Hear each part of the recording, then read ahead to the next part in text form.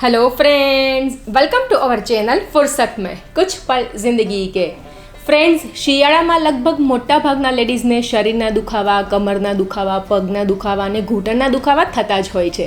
તો આજે હું આપની સાથે શેર કરીશ આ બધા જ દુખાવા સામે રક્ષણ આપતી અને પૌષ્ટિકતા અને કેલ્શિયમથી ભરપૂર એવી ગુંદરની રાબની રેસીપી કે જે આપણને તાકાત તો આપે જ છે, સાથે સાથે આપણા હાડકાને પણ મજબૂત કરે છે. અને મજાની વાત તો એ છે કે ખૂબ જ ફટાફટથી બની જાય છે. તો વિધાઉટ વેસ્ટિંગ એની ટાઈમ ચાલો ફટાફટથી જોઈ લે એક ઇન્ટરેસ્ટિંગ હેલ્ધી રેસીપીને.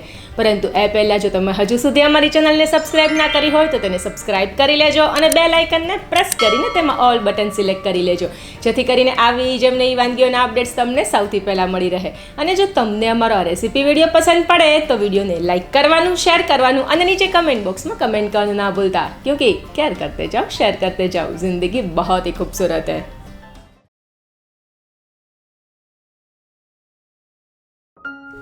ગુંદરની રાબ બનાવવા માટે એક કડાઈમાં આપણે 2 ટેબલસ્પૂન ઘી લઈ લેશું અને ઘીને થોડું ગરમ થવા દેશું.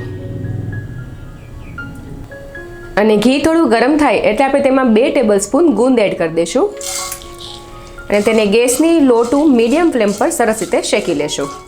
અને ફ્રેન્ડ્સ, જ્યારે પણ તમે ગુંદરની રાબ બનાવો ત્યારે ગુંદરને શેકવામાં ઉતાવળ નહીં કરવાની. ગેસની હાઈ ફ્લેમ પર તેને નહીં શેકવાનો, આ રીતે ગેસની લો ટુ મીડિયમ ફ્લેમ પર જ તેને સરસ રીતે શેકવાનો.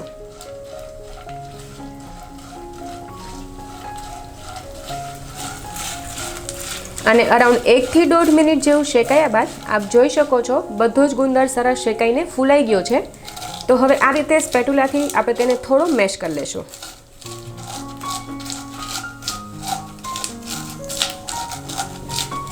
અને ત્યારબાદ આપણે તેમાં 2 કપ પાણી એડ કરી દઈશું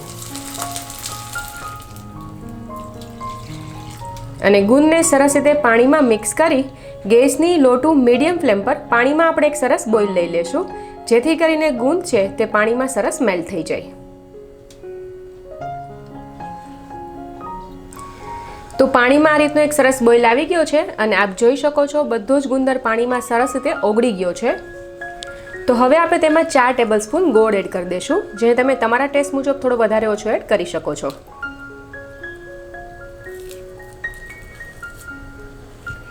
સાથે 1 ટીસ્પૂન ખસખસ એડ કરી દઈશું. 2 ટેબલસ્પૂન કાજુ અને બદામનો કરકરો પાવડર એડ કરી દઈશું. 2 ટેબલસ્પૂન સૂકા ટોપરાનું જાડું ખમણ એડ કરી દઈશું. અને ફ્રેન્ડ્સ, ટોપરાનું ખમણ છે તેમાં ઓઇલનો કન્ટેન્ટ હોય છે, એટલે શિયાળામાં જો આપણે તેને ખાઈએ તો આપણી સ્કિનને એકદમ હેલ્ધી બનાવે છે. 2 ટીસ્પૂન સૂંઠ પાવડર એડ કરી દઈશું અને 1 ટીસ્પૂન ગંઠોડા પાવડર એડ કરી દઈશું અને બધું જ સરસ રીતે મિક્સ કરી દઈશું. અને ફ્રેન્ડ્સ, રાબ છે તમને થોડી તીખી પસંદ આવતી હોય તો સૂંઠ પાવડર અને ગંઠોડા પાવડરનું પ્રમાણ છે તમે થોડું વધારી શકો છો.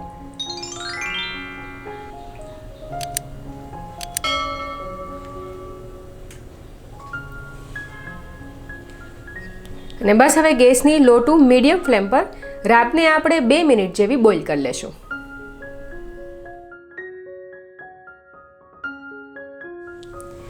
અને 2 મિનિટ બોઇલ કર્યા બાદ ગેસની ફ્લેમને આપણે બંધ કરી દઈશું, કેમ કે રાબ ઠંડી થશે તો થોડી વધારે થીક થશે અને આ ગરમા ગરમ રાબને આપણે સર્વ કરીશું.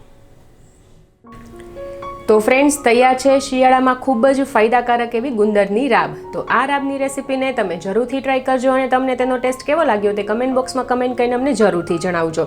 હું મયુરી સોઢા અહીં સાઇન ઓફ કરીશ. ફરી આપને મળીશ એક નવા એપિસોડમાં એક નવી વાનગી સાથે. ટિલ ધેન કેર કરતે જાઓ, શેર કરતે જાઓ, ક્યોંકि જિંદગી ખૂબસૂરત હૈ.